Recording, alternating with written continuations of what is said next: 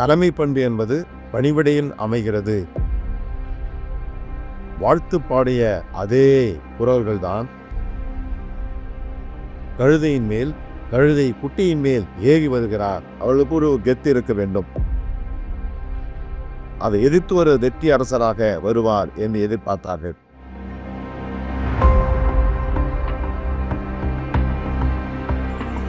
எல்லாம் உனக்காக.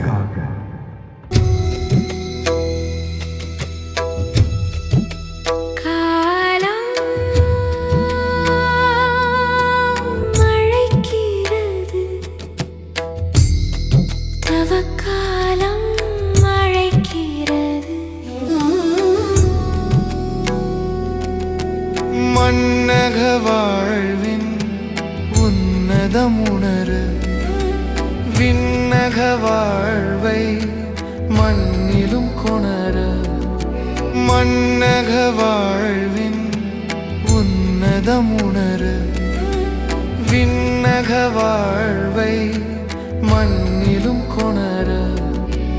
மண்ணாயிருக்கும் நாம் மண்ணுக்கு திரும்பும்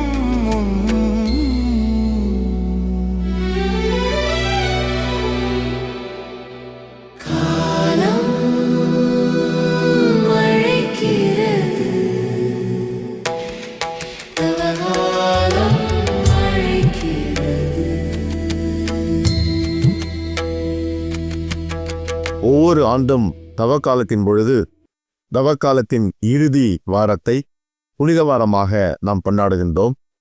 அது குருத்தோலை ஞாயிறிலிருந்து உயிர்ப்பு ஞாயிறு வரை அந்த புனித வாரம் தொடர்கிறது, நடைபெறுகிறது. இந்த குருத்தோலை ஞாயிறின் பொழுது ஆண்டவராகிய இயேசு கிறிஸ்து ஆடம்பரமாக எருசலேமுக்குள் நுழைகின்றார்.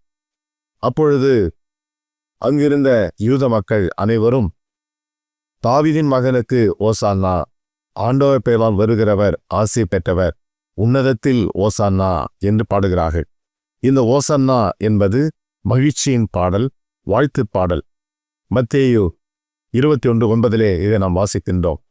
ஆனால் வாழ்த்து பாடிய அதே குரல்கள்தான் அந்த எருசலேமுக்குள் நுழைந்த பிற்பாடு அங்கே அவரை சிலுவையில் அறிந்து கொல்ல வேண்டும் என்று பாடுகிறார்கள். ஆகவே இந்த மக்களுடைய நிலையற்ற தன்மை, அவருடைய மாற்று சிந்தனை, அவருடைய புரண்டு பேசுகின்ற தன்மை என்பது நமக்கு வெளிப்படையாக இருக்கிறது. நம்முடைய வாழ்விலே நாம் எப்படி இருக்கின்றோம்? ஒரு கொள்கையிலே உறுதிப்பாடாக இருக்கின்றோமா? நேரத்துக்கு ஏற்றது போல, காலத்துக்கு ஏற்றாற் போல மாறுகிறோமா என்று நாம் பார்க்க வேண்டும்.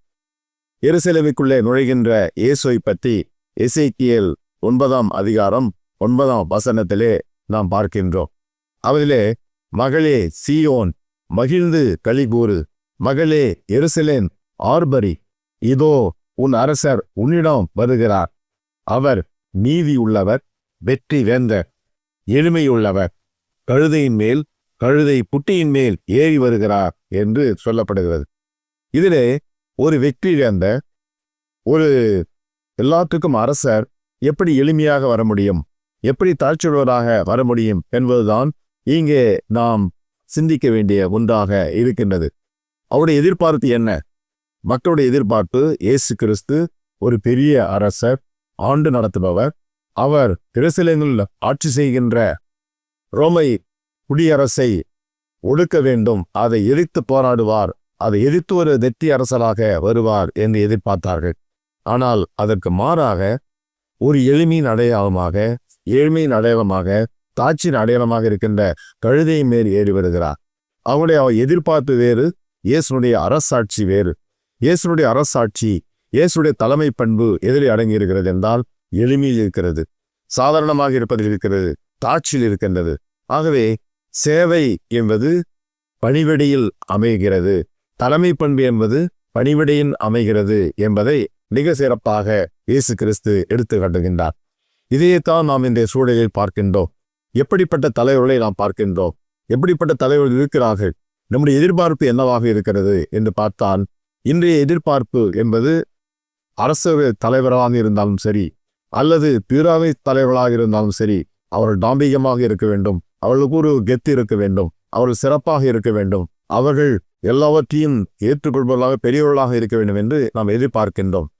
ஒரு தலைவரோ அரசியல் தலைவராக இருந்தாலும் சரி, திருவை தலைவராக இருந்தாலும் சரி, எளிமையாக இருக்கின்ற பொழுது அதை ஏற்றுக்கொள்ள நாம் தயங்குகின்றோம். அவள் நம்முடைய எதிர்பார்ப்பு ஒன்றாக இருக்கிறது, ஆனால் நடப்பது ஒன்றாக இருக்கிறது. ஆகவே இயேசு கிறிஸ்துடைய தலைமை பண்பு என்பது இவ்வாறு தான் இருந்தது. இயேசு கிறிஸ்துவிடம் நாம் பலதை எதிர்பார்க்கலாம், ஆனால் இயேசு என்ன எப்படி இருக்க விரும்புகிறார், அவன் நம்மளுக்கு செய்வது என்ன என்பதுதான் முக்கியமாக இருக்கிறது. இயேசு நமக்கு இதை செய்ய வேண்டும், அதை செய்ய வேண்டும், இப்படி இருக்க வேண்டும், நாம் இப்படி நம்மை வைத்துக் கொள்ள வேண்டும் நினைக்கிறோம். ஆனால் இயேசு கிறிஸ்துவுக்கென்று ஒரு வழி உண்டு, அவருக்கு ஒரு மார்க்கம் உண்டு, அவருக்கு ஒரு கொள்கை உண்டு, அவருக்கு விழிநீயங்கள் உண்டு. அந்த விழிநீயங்களைத்தான் தலைமை பண்பாக இயேசு கிறிஸ்து நம்ம காட்டுகின்றார். நாம் எப்படிப்பட்ட தலைவர்களாக இருக்கின்றோம்? நம்முடைய குடும்பத்திலும் சரி, சமுதாயத்திலும் சரி, இப்படி தாம்பிகமாக ஆட்சி செய்பவர்களாக, அடக்குகின்ற தலைவர்களாக இருக்கின்றோமா என்பது ஒரு கேள்வி. இரண்டாவது, எப்படிப்பட்ட தலைவர்களை நாம் ஏற்றுக்கொள்கிறோம், எதிர்பார்க்கின்றோம்? அரசியலிலும் சரி, திராவிலும் சரி, நாம் தாம்பீகம் செய்கின்ற, ஆட்சி செய்கின்ற அல்லது அடக்கி ஆளுகின்ற, எல்லோரையும் தன்னுடைய கட்டுப்பாட்டில் வைத்திருக்கின்ற அப்படிப்பட்ட தலைமை பண்பை எதிர்பார்க்கிறோமா, ஏற்றுக்கொள்கிறோமா? அல்லது இயேசு கிறிஸ்துவை போல அவர் அரசராக வருகின்ற வாழி என்று சொல்லுகின்ற எசேக்கியேல் சொல்லுகிறார், அவர் எளிமையானவர், தாழ்மை உள்ளவர், கழுதை குட்டியின் மேல் ஏறி வருவார் என்று சொல்லுகிறார்.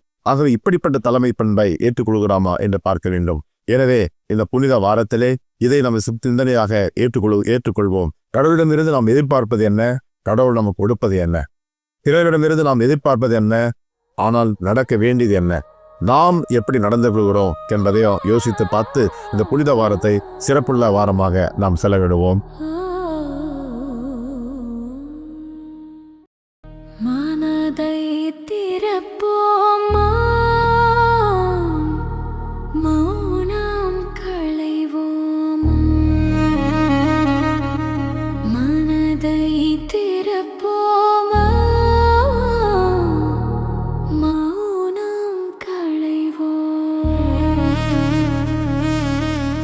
சிந்தனை சொல் செயல் நித்தமும் சோதித்து அவர் நிந்தனை பாடுகள் உள்ளத்தில் தியானித்து இறையோடும் பிறரோடும் ஒப்புரவாகிட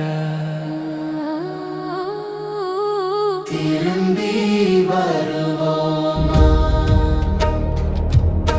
திரும்பி வருவோமா, திரும்பி வருவோம் நாம், திரும்பி வருவோம்.